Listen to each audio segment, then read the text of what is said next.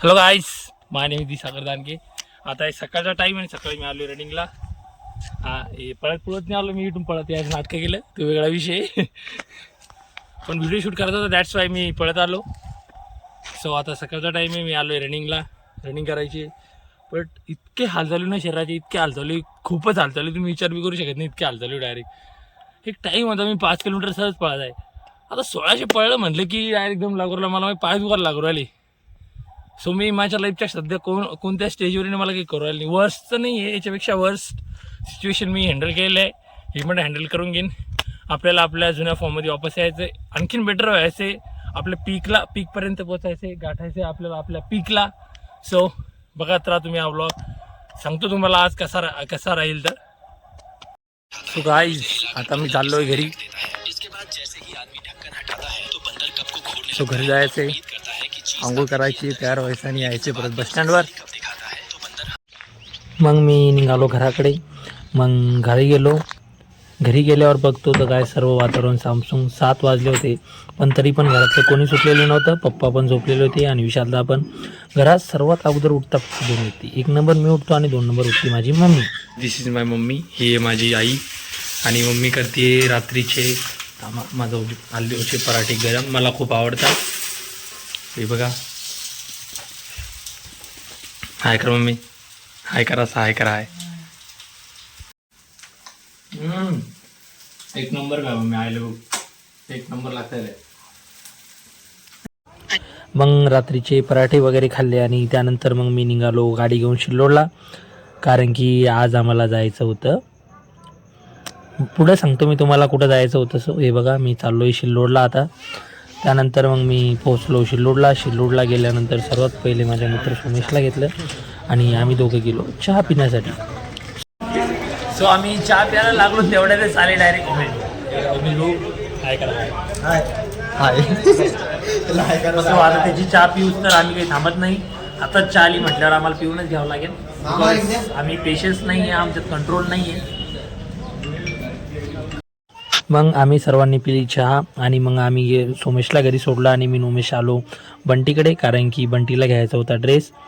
So त्यानंतर मग आम्ही गेलो अजय मेन्सवेअर म्हणून दुकान आहे शिल्लोडला. सो मग तिथं गेलो आणि मग बंटी करायला लागला कपडे चॉईस. त्यानंतर चॉईस करता बंटी भाऊला आवडला हा ड्रेस. तुम्ही सांगा कमेंटमध्ये बंटी भाऊ कसे दिसतं असं. सो त्यानंतर मग मी गेलो किरणकडे, कारण की आता आम्हाला जायचं होतं. चला तुम्ही बघत राहा व्हिडिओ सांगितलं नाही मी समोर कुठं जायचं आहे तर. सो मग किरणनं आम्ही पॅकिंग वगैरे केली, बॅग वगैरे घेतला, कपडे घेतले. उमेश भाऊला पण आमच्यासोबत यायचं होतं, बट काही कारणास्तव त्यांचं जमलं नाही. सो मग सर्वात पहिले आम्ही गेलो पेट्रोल पंपवर, गाडीची भूक भागवली आणि त्यानंतर मग निघालो आम्ही.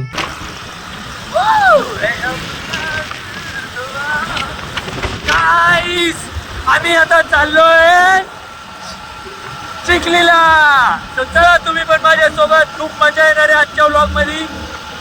Because my name is Sagar Danke. So मग काय गाडीला मस्त आम्ही दोघं निघलो, मी आणि किरण दोघंच बाईकवर होतो. जाता आता दिसले घाटामध्ये सुंदर सुंदर नजारे आणि धुई पण खूप होती, कारण की थंडी खूप आहे. सो मग 1 तासाभरानंतर आम्ही पोहोचलो बुलढाण्याला. बुलढाण्यामध्ये गेलो. बुलढाण्यामध्ये आम्हाला झाले रस्ता कन्फ्यूज. किरण म्हणे नाही म्हणे मला रस्ता माहिती आहे म्हणे. बट मग मी त्याला म्हटलं मराठीत म्हटलं जो पुशे त्याचं कधी ना नाशे. सो मग आम्ही एका व्यक्तीला रस्ता विचारला, त्यांनी रस्ता सांगितला. त्यानंतर मग आम्ही निघालो आमच्या मार्गस्थाला लागलो, कारण की चिखली आणखीन इथनं दूर होती 23 किलोमीटर. सो गाईस, फायनली आम्ही पोहोचलो आहे चिखलीला. सो हे बघा, ही चिखली आहे. सो आम्हाला इथनं जायचं होतं. आता मी कन्फ्यूज झालो होतो की इथनं कमानीतून जायचं आहे म्हणून. बट मग किरण म्हणे नाही म्हणे आपल्याला रोहितच्या घरी जायचं आहे. सो रोहितचं घर सरळ गेल्यावर लागतं. सो मग आम्ही इथनं गेलो सरळ. सो सरळ जात नाही तितक्यात मला समोर भेटले 3 मुलं. ते म्हणे मला पण भाऊ व्लॉगमध्ये घ्या म्हणे, व्लॉगमध्ये घ्या. सो मग त्यांना पण घेतलं व्लॉगमध्ये. म्हणतो आपण कोणाचं तोडत नाही. सो मग त्यानंतर आम्ही निघालो रोहितच्या घराकडे. सो हे आम्ही या कमानीतून जावं लागतं वरती आणि इथनं घ्यावं लागतं राईट. सो मग आम्ही गेलो रोहित भाऊच्या घराकडे. रोहित भाऊच्या गल्लीतले कुत्रे खतरनाक आहे. आम्ही तोंडाला जे बांधलं होतं ते सोडून घेतलं, कारण की कुत्रे डायरेक्ट भुकायला लागतात. सो हे बघा, ही रोहित भाऊची गल्ली आहे. सो रोहित भाऊला कदाचित सरप्राईज भेटेल, नाही माहीत आहे त्याला, बट मग तरी पण आम्ही आलो म्हटल्यावर हे सरप्राईजच एका प्रकारचं. खूप मोठी गोष्ट आहे ही. सो हे बघा, हे रोहित भाऊचं घर. हा हे अरे बाप, रोहित भाऊ वाट पाहत आहे बघा आपली. रोहित भाऊचं खतरनाक काम आहे, आमची वाट पाहूनच होते वाटतं रोहित भाऊ. सो मग काय, रोहित भाऊ लागावं आवाज देऊ, रोहित भाऊ खाली या खाली या खाली या खाली याचं नावच नाही घेऊरले. अरे या ना रोहित भाऊ, आले आले आले आले खाली खाली आले रे. अरे दरवाज्यात कोण थांबले रोहित भाऊ, तुम्ही खाली या ना, येडे की तुम्ही, एवढी मोठी पाहुणे आले तुमच्या घरी. अरे नाही, काकाला जायला रस्ता करत वाटतं. हां गेली काका गेली. या रोहित भाऊ खाली या ना. काय मग रोहित भाऊ हातात धरूनच खाली वाढावं लागलं वाटतं. सो मग काय, जरा मिठी घाटी केल्या, खूप दिवसानंतर भेटलो होतो आम्ही. मग तब्येत पाणी वगैरे विचारली. त्यानंतर आता इथून पुढं संचालन करणारे रोहित भाऊ, बघत राहा तुम्ही. आता हे आलेले, आता करू काय शकतो, आले जा नाही, मग आता बोलून काही फायदा नाही ना. चपला काढू राहिले, पाहू शकता तुम्ही. ह्यो किरण काळे, एवढं काही आहे नाही याच्यात, पण कसं जाऊ सहन करू शकतो आपण. एक नंबरचा गद्दार माणूस आहे बरं, बोलून फायदा नाही तुम्हाला. सांगेन तुम्हाला नंतर पुढचा. एक नंबरचा गद्दार माणूस आहे. पुढच्या ब्लॉगमध्ये सांगितले गद्दार कसा आहे. लय दिवसानंतर इमानदार नाही आहे माझं, बाकी गोष्टी नंतर सांगेन मी तुम्हाला. भेटू पुढच्या ब्लॉगमध्ये, फक्त आजसाठी एवढाच, आणि भेटू पुढच्या ब्लॉगमध्ये.